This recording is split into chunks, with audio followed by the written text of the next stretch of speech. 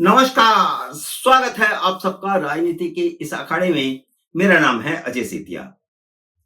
मित्रों, आम आदमी पार्टी में भगदड़ मच गई है क्योंकि केजरीवाल का मुंह काला होने का सच सामने आ गया है।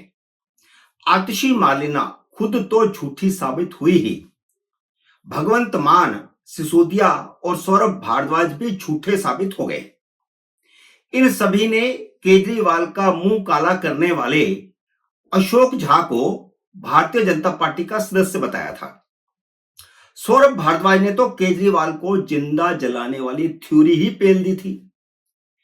पर जैसे जैसे पता चला कि वह तो आम आदमी पार्टी का ही आदमी है, आम आदमी पार्टी का ही कार्यकर्ता है और महिलाओं की सुरक्षा से हटाया गया मार्शल है, तो आम आदमी पार्टी में खलबली मच गई।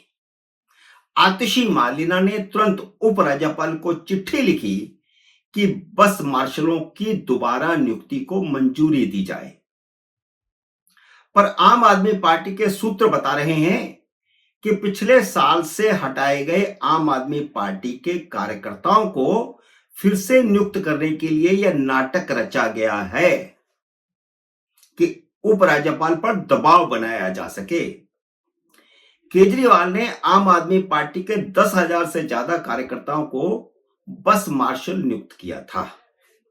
जो अनपढ़ किस्म के कार्यकर्ता थे उन सबको वहां पर लगा दिया गया। जो पढ़े लिखे थे उनको मंत्रालयों में सलाहकार के तौर पर नियुक्ति की गई और जिनको मार्शल नियुक्त किया गया उन्हें पुलिस की वर्दी पहना दी गई थी। उनमें से कुछ राह चलते लोगों से वसूली का धंधा कर रहे थे, रेडी खोमचो वालों से वसूली का धंधा करने लगे थे और कुछ बसों में अपनी ड्यूटी पर जाने की बजाय आम आदमी पार्टी के दफ्तर में काम करते थे। प्रशासन ने इन सभी नियुक्तियों को अवैध ठहराते हुए पहले उनका वेतन रोका, बाद में 31 अक्टूबर 2023 को नौकरी से निकाल दिया।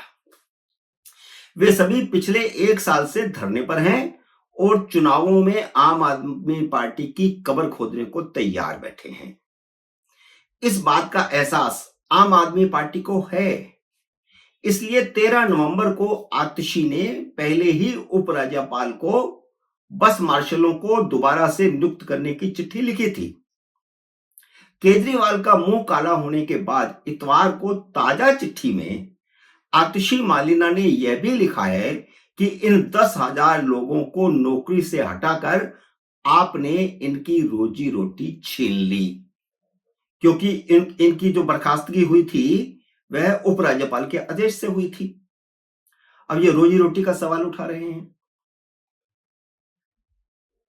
उनके इस वाक्य से यह साबित हो गया कि केजरीवाल ने अपने इन बेरोजगार कार्यकर्ताओं को सरकारी खजाने से पैसा देने के लिए महिलाओं की सुरक्षा के नाम पर, बच्चों की सुरक्षा के नाम पर रोजगार दिया था और उनके लिए यह रोजगार सृजित किया गया था मार्शल पद का। डीटीसी बसों में महिलाओं और बच्चों की सुरक्षा के नाम पर हर महीने करोड़ों रुपए का घोटाला हुआ है। इस घोटाले की शुरुआत निर्भया रेप और हत्याकांड के बाद शुरू हुई। हालांकि तब वह मुख्यमंत्री नहीं थे, तब शीला दीक्षित की सरकार थी, लेकिन इसकी नींव निर्भया रेप और हत्याकांड के समय इस घोटाले की नींव रख दी गई थी। केजरीवाल ने मुख्यमंत्री बनने के बाद यह जो घटना हुई थी, यह हुई थी 16 दिसंबर 2012 को, जब सरकार थी कांग्रेस की। और लेकिन मुख्यमंत्री बनने के बाद भ्रष्टाचार के लिए इस घटना को केजरीवाल ने इस्तेमाल किया। इसका मैं पूरा खुलासा आपको करने वाला हूं। इस घटना के बाद दिल्ली हाईकोर्ट में एक पीआईएल डाली गई थी और बसों में महिलाओं की सुरक्षा के लिए मांग की गई थी। हाई कोर्ट ने महिलाओं की बसों में सुरक्षा के लिए कुछ कदम उठाने के निर्देश दिए थे। उसी को आधार बनाकर अरविंद केजरीवाल ने अपने 10,000 से ज्यादा वर्करों को 2015 में, जब दूसरी बार में मुख्यमंत्री बने, मार्शल के तौर पर नियुक्त कर दिया था। जबकि हाई कोर्ट ने पैनिक बटन और सीसीटीवी जैसे कदम उठाने का निर्देश दिया था। मार्शल जैसा कोई निर्देश तो दिया नहीं गया था। मार्शल नियुक्त करने के बाद केजरीवाल ने हाईकोर्ट के निर्देश के मुताबिक 2018 में जाकर डीटीसी बसों में पैनिक बटन लगवाने भी शुरू कर दिए। अब कायदे से जब वहां पर पैनिक बटन लगा दिए गए, उनका कनेक्शन हो गया, तो फिर मार्शलों को वहां से हटा देना चाहिए था, लेकिन मार्शल भी लगे रहे और जो पैनिक बटन लगाए गए उसका प्रचार भी किया गया। 2018 की दिसंबर में शायद इसकी शुरुआत हुई तो एक बड़ा आयोजन हुआ। इस समय जो कैलाश गहलोत भारतीय जनता पार्टी में है, वह उसमें डीटीसी के मंत्री थे, प्रवीण मंत्री थे, और उन्होंने दावा किया था कि मार्च 2019 तक सारी बसों में पैनिक बटन लगाने का काम पूरा हो जाएगा। और यह दावा नहीं किया गया था, बल्कि 2019 में कहा भी गया कि 5500 बसों में पैनिक बटन लगा दिए गए हैं। जुलाई 2023 में खुलासा हुआ कि यह पूरी तरह झूठ था, क्योंकि पैनिक बटन तो लगाए गए थे, लेकिन उनका पुलिस कंट्रोल रूम से कनेक्शन ही नहीं किया गया था। तो उस पैनिक बटन का फायदा क्या? वो तो फेक पैनिक बटन हो गए। पैनिक बटन बजाते रहो, उससे कुछ होना नहीं है, क्योंकि पुलिस कंट्रोल रूम से उसका कनेक्शन ही नहीं है। एसीबी ने इसी साल मार्च में अपनी जांच में खुलासा किया था कि कोई पैनिक बटन काम नहीं कर रहा, और एंटी करप्शन ब्यूरो ने इसकी मुकम्मल जांच के लिए आदेश मांगा। उसे आदेश केजरीवाल सरकार ने नहीं दिया। इसके पैनिक बटन और सीसीटीवी जैसे उपकरणों की मेंटेनेंस के नाम पर भी बड़ा घोटाला हुआ है।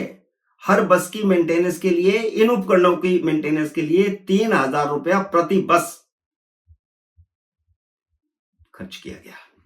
वो पैसा कहां गया? मेंटेनेंस कहां? जबकि पैनिक बटन तो पुलिस कंट्रोल रूम से जुड़े ही नहीं हुए थे, तो मेंटेनेंस क्या हो रही थी? सीसीटीवी काम नहीं कर रहे थे, तो मेंटेनेंस क्या हो रही थी? 5500 बसें और 3000 रुपए महीना प्रति बस पर मेंटेनेंस के नाम पर खर्च किया जा रहा था। तो यह सारा फर्जीवाड़ा था, क्योंकि ना तो बसों के पैनिक बटनों का पुलिस कंट्रोल रूम से कनेक्शन था और ना सीसीटीवी काम कर रहे थे। तो फिर यह 3000 रुपया महीना प्रति बस किसकी जेब में जा रहा था? स्वाभाविक है, आम आदमी पार्टी उसके खजाने में जा रहा था। फर्जी बिल बना करके पेश किए जा रहे थे, वसूले जा रहे थे और उधर पैसा जा रहा था। इस तरह महिलाओं की सुरक्षा के नाम पर पिछले 9 साल से हर महीने करोड़ों रुपए का घोटाला हुआ है। अधिकारियों ने इस बड़ी गड़बड़ी को अगस्त 2023 में पकड़ा तो मार्शलों को हटा दिया गया। लेकिन वही मार्शल अब चुनावों के मौके पर केजरीवाल के रास्ते का कांटा बन गए हैं। चुनावों के समय केजरीवाल के सामने नई मुसीबत शराब घोटाला में ट्रायल शुरू होना भी है। मैंने पहले भी अपने एक वीडियो में कहा था कि सरकार चाहती है कि ट्रायल दिसंबर के महीने में शुरू हो जाए और जनवरी तक चले। राउज एवेन्यू कोर्ट ने केजरीवाल की आपत्ति को खारिज कर दिया है कि जब वह घोटाला हुआ तब वह चीफ मिनिस्टर थे, इसलिए ट्रायल की अनुमति लिया जाना जरूरी था। हालांकि केजरीवाल पहले ही हाईकोर्ट जा चुके हैं, जहां 21 दिसंबर को सुनवाई होगी। अब अपनी ट्रायल रुकवाने के लिए सिसोदिया भी हाईकोर्ट चले गए हैं। हाईकोर्ट ने उन्हें भी 20 दिसंबर का समय दिया है।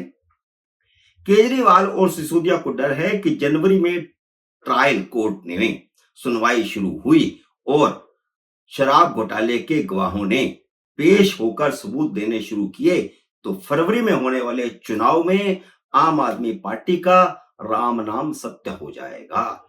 और जो मैं कह रहा हूं वही होना है। मैंने पहले वाले वीडियो में भी यही कहा था कि ट्रायल हर हालत में जनवरी में शुरू हो जाएगा और हर रोज खबरें आएंगी कि गवाह ने क्या कहा।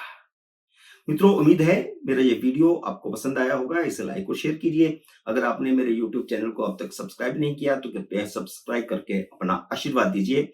जल्दी मिलते हैं अगली वीडियो में किसी अन्य विषय के साथ। तब तक नमस्कार।